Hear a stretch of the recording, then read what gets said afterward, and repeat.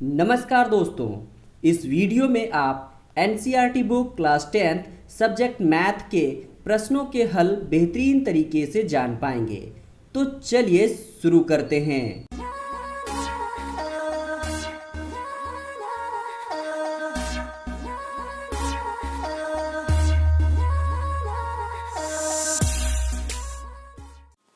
प्रश्न है दोस्तों, द्विघात समीकरण √2x² - 6x + 2 √2 = 0 के मूलों का योगफल एवं गुणनफल ज्ञात करें।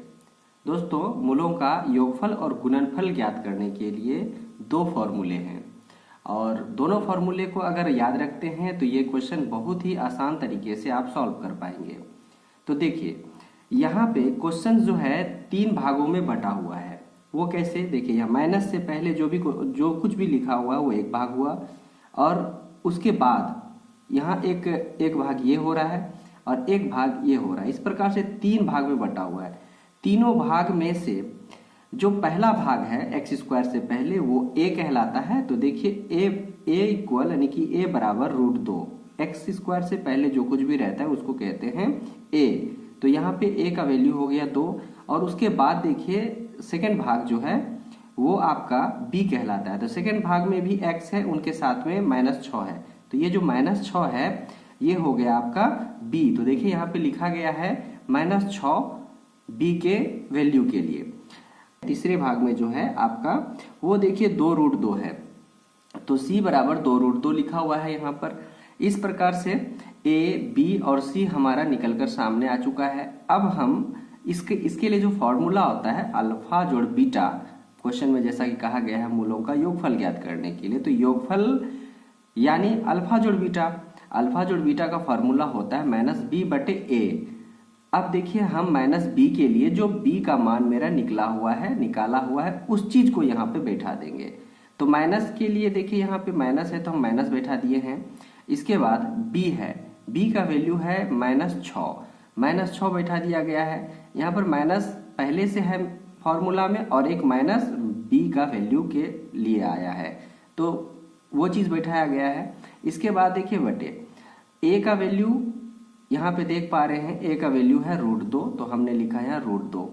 तो माइनस माइनस हो गया प्लस और नीचे √2। यहाँ से भी आंसर आपका कंप्लीट होता है। लेकिन इस क्वेश्चन को अगर और आगे सॉल्व करना चाहते हैं तो वो भी आप कर सकते हैं। देखिए यहाँ पर है कि 6/√2, अगर हम नीचे से √2 को हटाना चाहते हैं यानी हर में, ये ऊपर वाला अंश कहलाता है, नीचे वाला हर।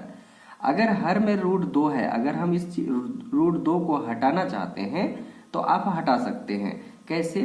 ये देखिए 6√2 है। अब नीचे जो √2 है हम ऊपर नीचे दोनों को, अंश को और हर दोनों को जो है √2 से गुना कर देंगे। देखिए √2 ऊपर से भी गुना किया, √2 नीचे से भी, यानी अंश और हर दोनों को। अब 6 गुना √2 हो जाता है यहाँ पे 6√2 और √2 गुना √2 इसका वैल्यू होता है 2। इस प्रकार से 6√2, अब ये अगर कट रहा है तो हम काट सकते हैं, 2 तिया 6, 3 बार में। इसका मतलब हो गया इसका आंसर आ रहा है 3√2। आप इसको भी आंसर बोल सकते हैं या ना, तो फिर आंसर आपका यहाँ भी कंप्लीट हो चुका है उसका अल्फा जोड़ बीटा का। उसी प्रकार यदि हम अल्फा इंटू बीटा का मान निकालना चाहे तो देखिए इसके लिए एक फॉर्मूला है c/a। तो c का वैल्यू यहाँ निकाला हुआ है 2√2 और a का वैल्यू देखिए यहाँ निकाला हुआ है। उस वैल्यू को हम यहाँ पर पुट कर देते हैं। देखिए कैसे बैठाते हैं, c का वैल्यू है 2√2, हमने c का वैल्यू 2√2 लिखा यहाँ पे। a का वैल्यू देखिए माइनस तो नहीं, a का वैल्यू है यहाँ पर √2, तो यहाँ पे √2 लिखा गया है।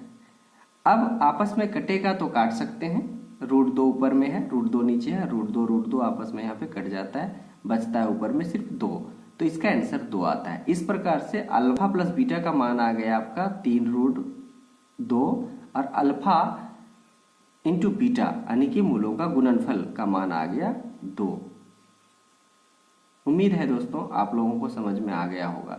यदि किसी प्रकार का प्रॉब्लम है तो कमेंट बॉक्स पर जरूर कमेंट करें। Thank you.